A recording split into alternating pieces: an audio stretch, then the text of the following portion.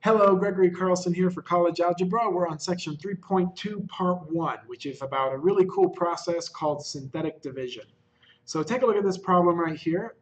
We have this very long polynomial, and we're dividing it by x minus 6. So you probably by now know how to FOIL, how to multiply two polynomials together. But how do we divide a big polynomial divided by x minus 6? How would you divide these? Well, one way to do it is called long division. And that's a great method, but we're going to skip it for now. And for our purposes, just knowing synthetic division will be good enough. So the way you do this is you start by drawing a long L, just like this. And what you're going to want to do here is ask yourself, what number will make this part be 0? And the answer is 6. And so that number you write right here on the outside of the L. And that number is called a root. And anyway, next you want to take all of the coefficients of all of these numbers and put them inside your L. So the first coefficient is a 1.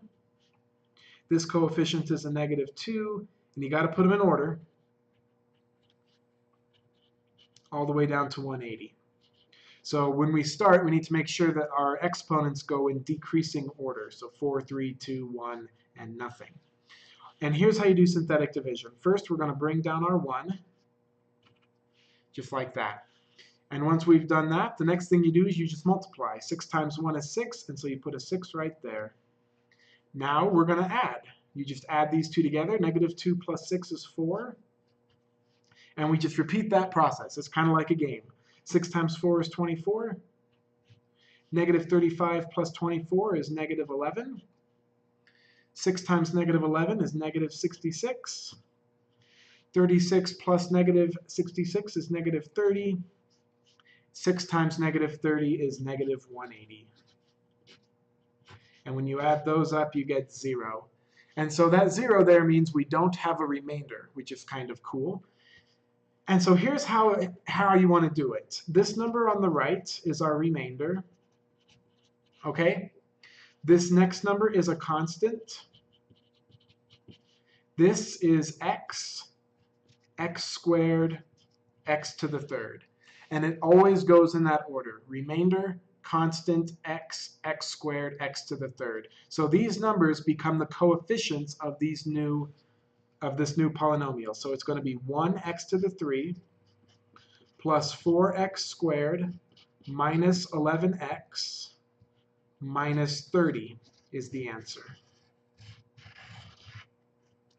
Just like that. So that's how you do it. And you could check your answer. If you did this polynomial multiplied by x minus 6, it would take a while to do that long FOIL, but you should, when you combine all the terms and simplify, you should get this as your final answer. So that's how you do synthetic division, is you put the root right here, write the coefficients out, play this little zigzag game, which will give you a new polynomial, and you just need to put the coefficients in front of the right variables. By the way, if we were missing a term up here, you need to put in a 0 as a placeholder. And sometimes people forget that, and we'll see an example of that here in a second.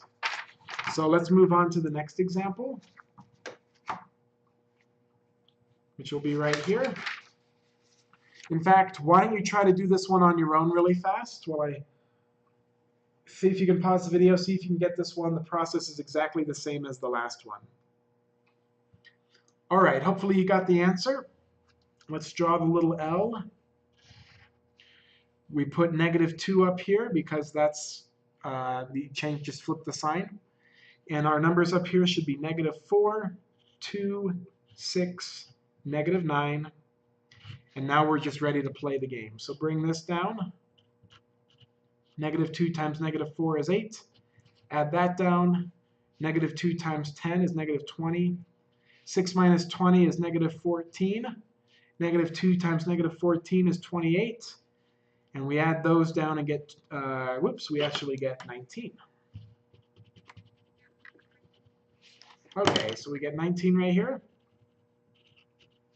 So you can see that this time we have a remainder. Do you see that? So there's our remainder. Here's our constant. Here's x, and here's x squared. So here's how you deal with the remainder. The answer is negative 4x squared, because that's our x squared term, plus 10x minus 14. And here's how you do the remainder. It's positive, so we'll write a plus, and you just write this number divided by whatever you were dividing by. So it's plus 19 divided by x plus 2. And that's our remainder, so that's unable to be divided by x plus 2, so you just write that divided by x plus 2. And that's it. That's all there is to synthetic division. Notice, by the way, that when we divided this x to the third by an x, it knocked the power down by 1, down to an x squared. And in our previous example, we were dividing an x to the 4. Right here, we were dividing x to the 4 divided by x, and you'll notice that our power got knocked down to x to the 3. So that's a good thing. You know you did this right. If you're dividing by x, your power should get knocked down by 1. How about this next one? See if you can pause the video and get this one on your own. Okie dokie, hopefully you got it, so let's do it. We draw our synthetic division symbol, and we put a negative 3 right here. Did you remember your placeholder? That's usually what people forget. It should be negative 4, 3. But then since we don't have an x term, we need to put a placeholder there, a 0, and then negative 9. So don't forget that 0. That's what most people forget since we don't have an x term. All right, here we go. Bring this down. Negative 3 times negative 4 is 12. Add it down. Negative 3 times 15 is negative 45. Add it down. Negative 3 times negative 45 is going to be positive 135. And if you take away 9, you're going to get 126. Right? 135. Sorry. I've been doing a lot of math lessons today. 135 minus 9 is 126. So remainder, constant x squared. So the answer is negative 4x squared plus 15x minus 45.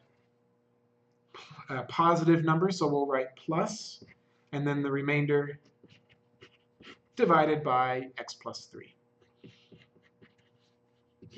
So that's how you do synthetic division. Just make sure you don't forget your placeholder term, but it's actually kind of fun, pretty straightforward.